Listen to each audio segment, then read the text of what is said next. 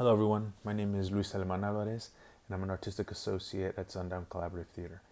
Um, I thought that it would be a neat idea. No, so this is my idea. So if it doesn't work and it's terrible, it's all my fault. But I thought it would be a neat idea if we did a syllabus of sorts for our upcoming production.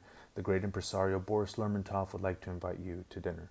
So this syllabus will work as a list curated by me that will talk about movies and plays. I would say literature, but I can't read. So movies and plays that I think have very similar themes and settings and overall vibes as our current production.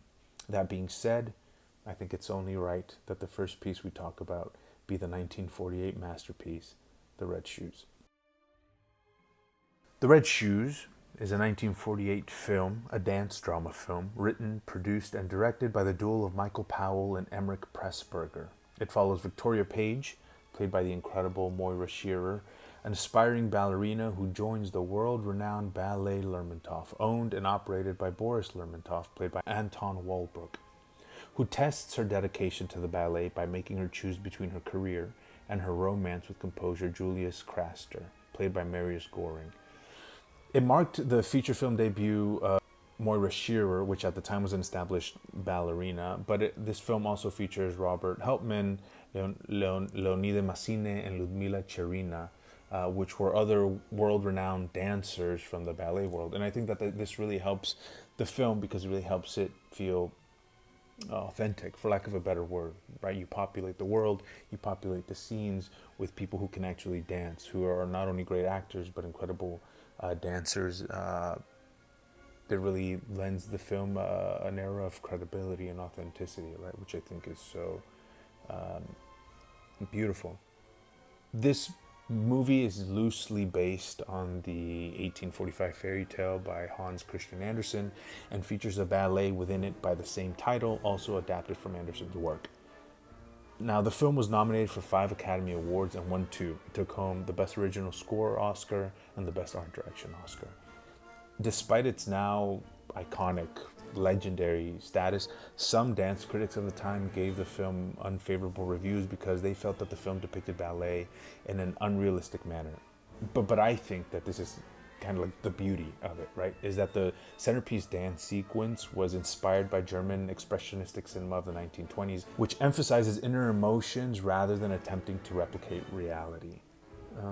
This film explores the consuming conflict between artistic dedication and personal life, famously questioning if art is worth dying for. Some other key themes include the destructive nature of obsession, the sacrifice of love for fame, and the struggle of a female artist navigating patriarchal control. I think this last point is the most important one. The film serves as a sort of genesis for our play. It's the piece from which our play is loosely based on. The playwright Tristan B. Willis was really interested in exploring the hierarchical structures inherent to such working relationships, especially those in artistic leadership positions, and the immense power imbalances that such relationships involve. Now, these themes are present in the film, but expanded on in this play.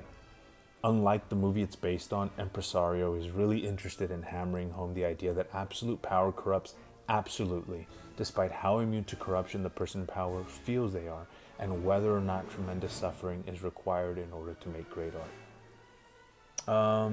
But yeah, that's basically it for the episode. I hope it wasn't too tedious. I hope it wasn't too boring or too whatever. Of course, let me just hammer home the idea that none of this is required viewing.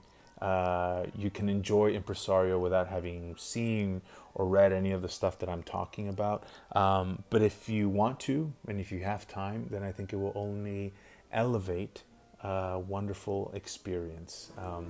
So yeah, thank you so much for listening. See you guys in the next one.